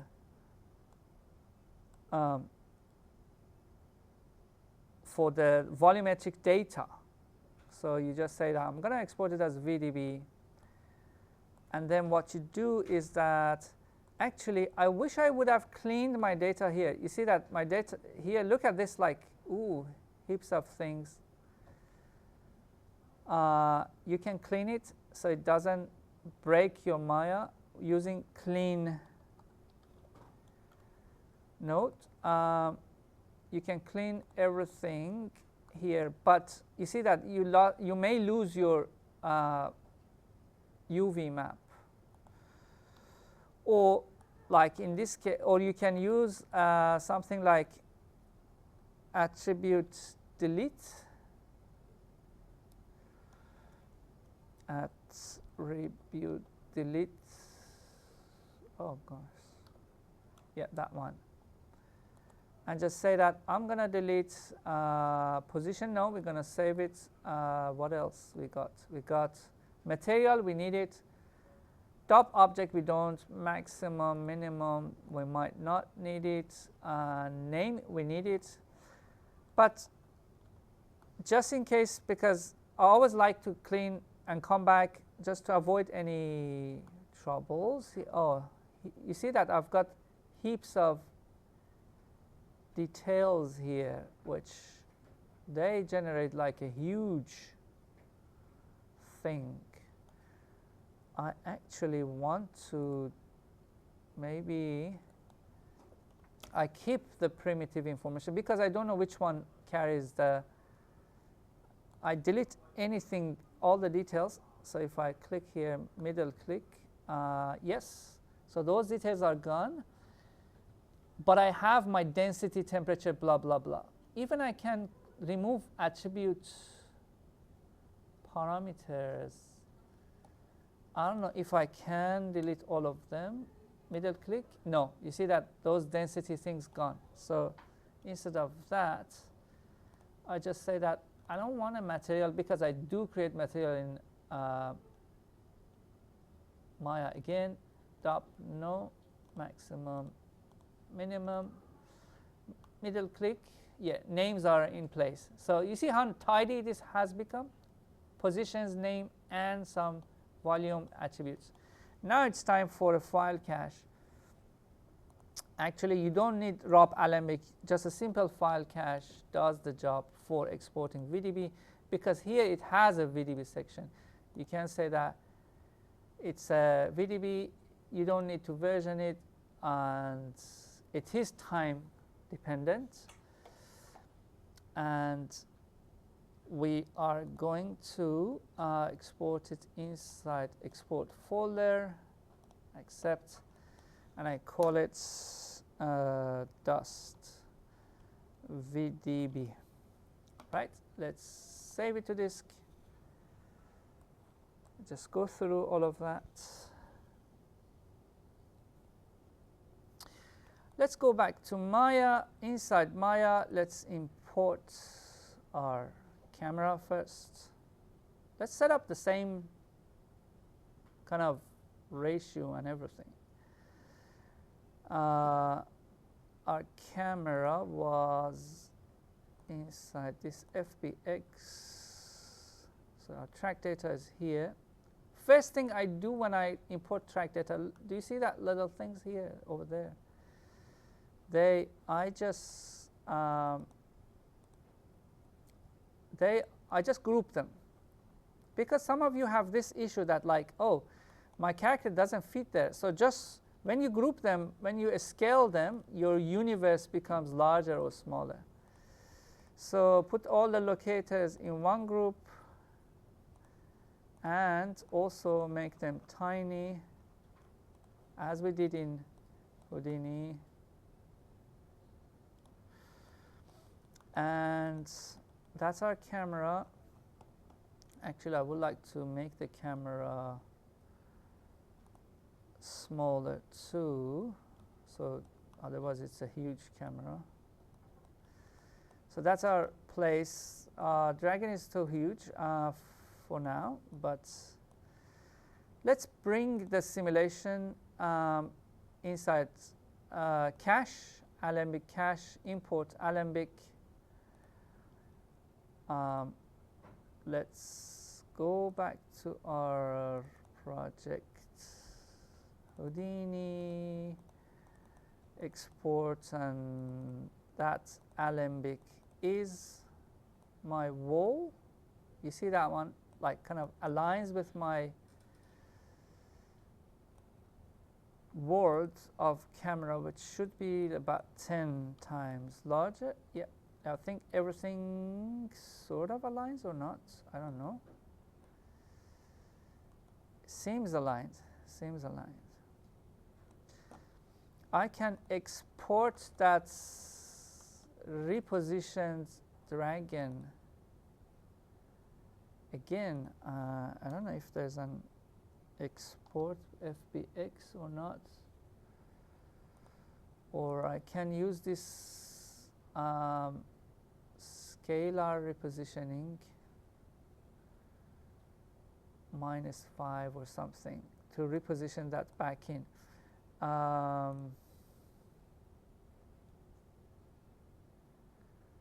Let's put all of that in a group. So that's the dragon group. This is the wall with everything in it. You see it breaks into pieces. I would like to maybe just I make the whole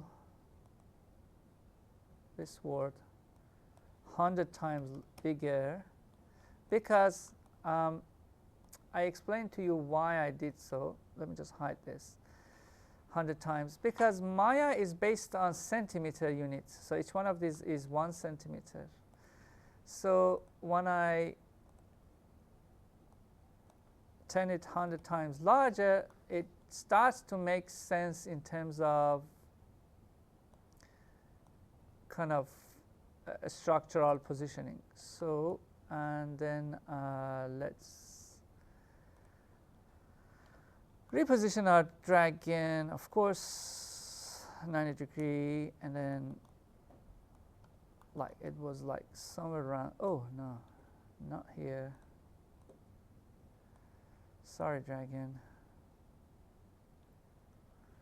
I should have used, oh, okay. This position, and I could export that FBX and bring it back, but you know, and usually like your character positioning is set already here.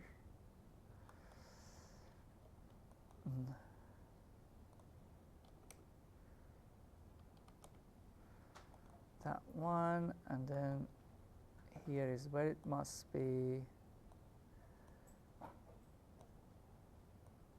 Okay, I know what you're saying,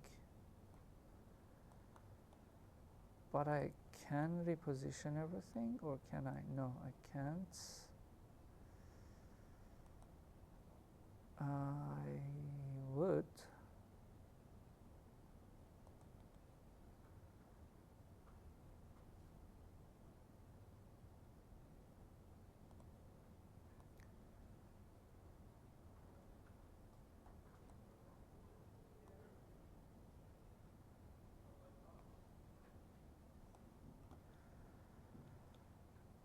Okay, I think easiest is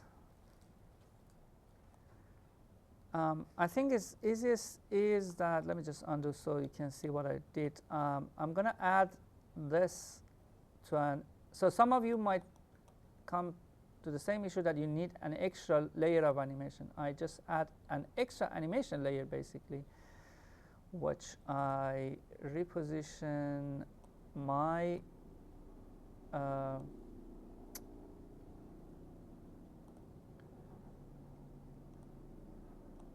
character in that layer. Let me just see if that works. Sort of. Or maybe I entirely, let me just undo this. I entirely like delete these keyframes and reanimate it the way I like, because it already has this animation as we did before.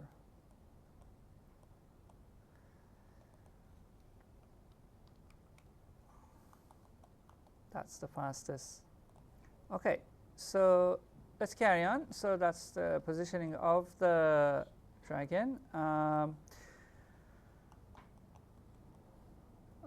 going to load the texture on this wall. Let's texture everything. Just add a simple brick texture to everything first. Like a brick-like color.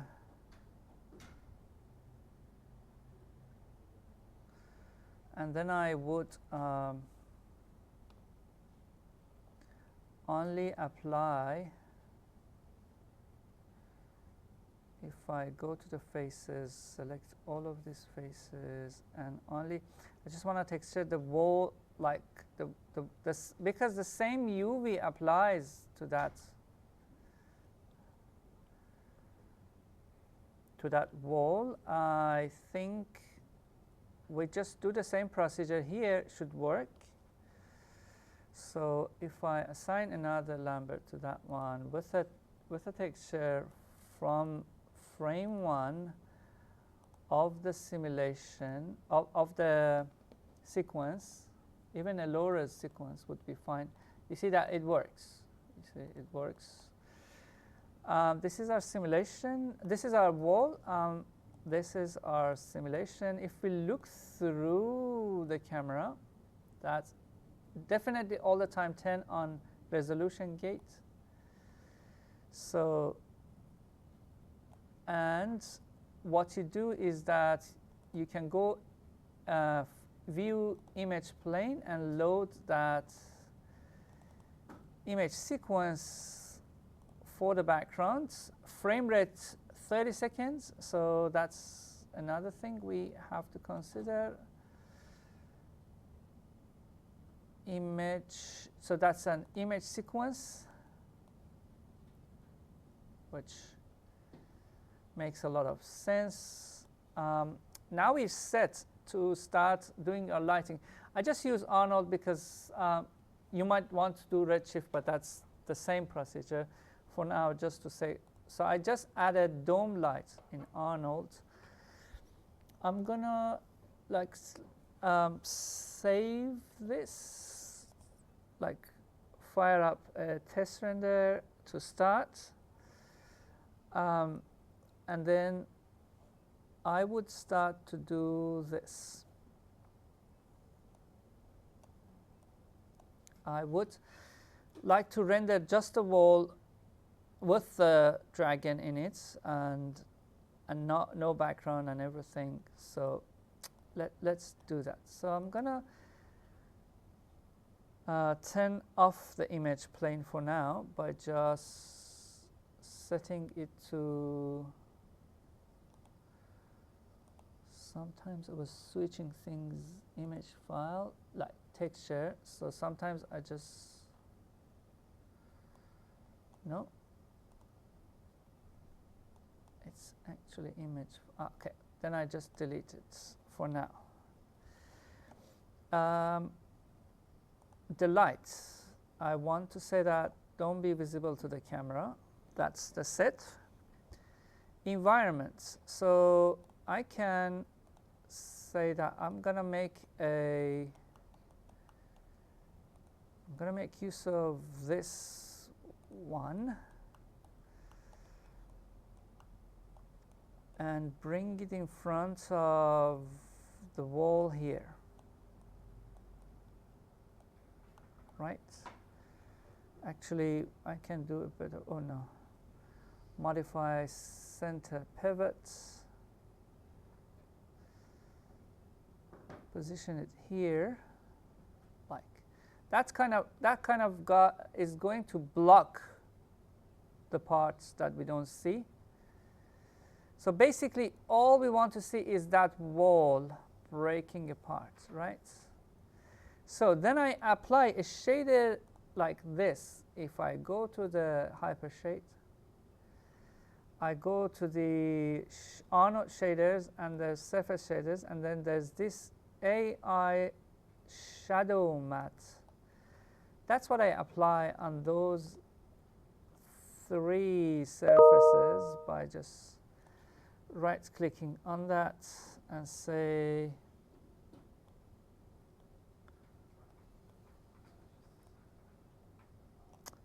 AI shadow matte. I'll right-click on that, assign material to selection, and this shadow matte is basically will create like a kind of a, let's see.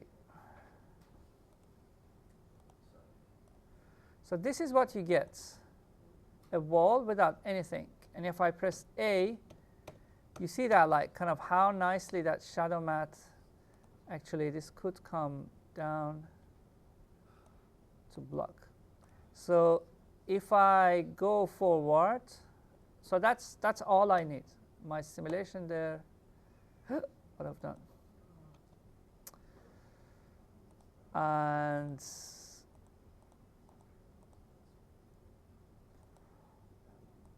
that's it. So what about the, so the simulation is there, the dragon is there if you want to render everything together, which is not recommended, but you know, like your dragon is there. You can turn on motion blur to get a nicer render, but I'm going to import volume data as well. So I'll go to the Arnold volume. It's just there. Read the volume, which is that exported VDB. It's loaded. God, yeah, density. All you need is density.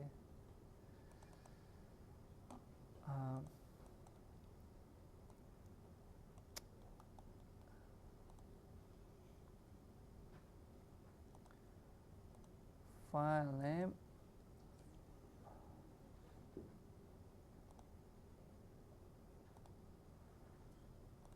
Sometimes it just doesn't load, so it just, anyway, I should see this in rendering. So if I need to assign a material to it as well. So I need a AI volume material, AI standard volume, which is this one. And I assign it to my volume. And then once assigned, you can see that, yeah, it's loaded, so it was not just showing the. And the material that I would like to assign, so you see that the density or the is 1, and that's the color. Let's see how it does the job. Let's refresh everything.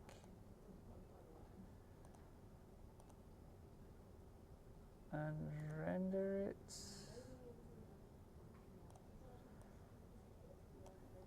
Let's see. Oh, I should have used sequence. Now you can see that the sequence is loaded. It's small because we made everything 100 times larger. So I make this one 100 times larger too. So that's the area that it functions in. I'm not sure if that's right, but I can test it out. It is right. So you see that the smoke is there too, and it just aligns with that. But it's just the shading of it is just too thick, and like it's just like covering everything. So all I need to do is to spend some time and here and fix the shading of it. So like I would like, so what the shading says here, there is a scatter and a nice, so you can like work with these kind of tinted and amount of scattering, like how dense it might be.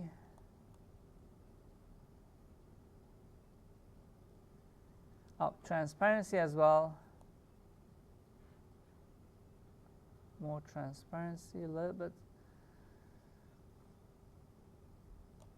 Okay, so let's assume that you guys are happy with the results. So let me just go to a frame that looks pretty.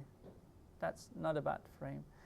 And this is a terribly ugly smoke or dust. I should color it properly and like make a better result.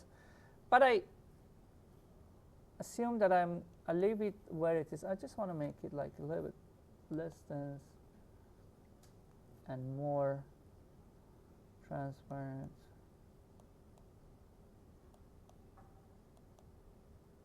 Okay. So then what you do is you just go to the rendering menu sets, and you render your sequence, everything. But for now, I just grab this single frame, and I save multi-layer EXR, test image, because I want to show you what happens at the end is that we read this back in.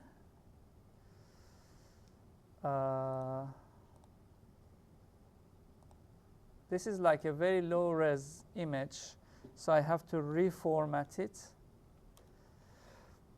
and then merge it back to my channel. So you see that the wall is there.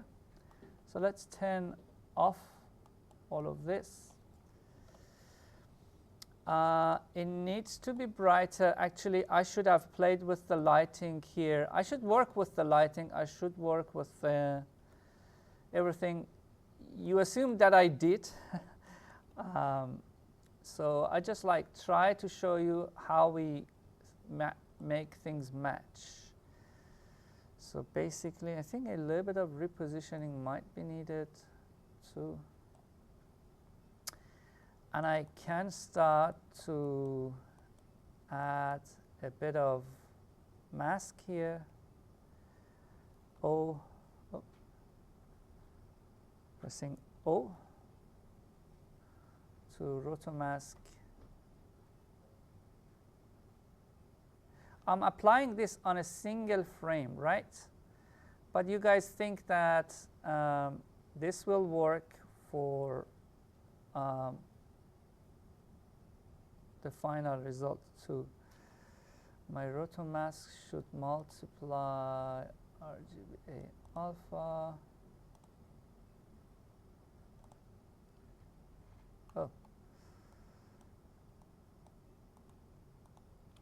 Multiply it back in.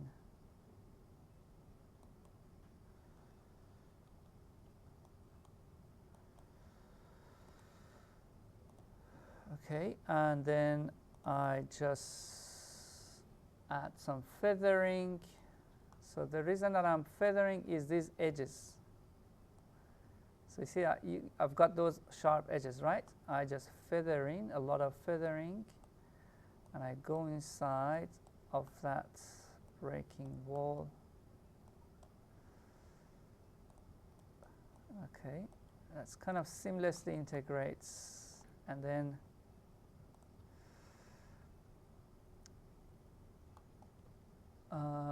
some color adjustments as well.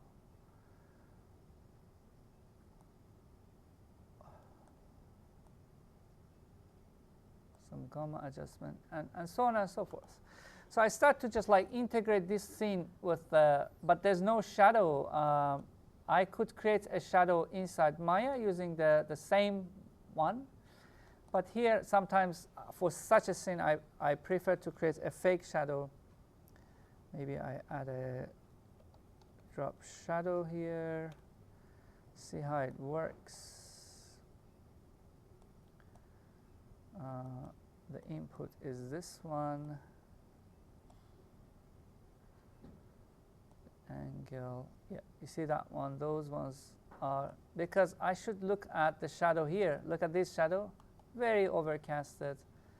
So the angle is from top, and it's very much attached, but very overcasted.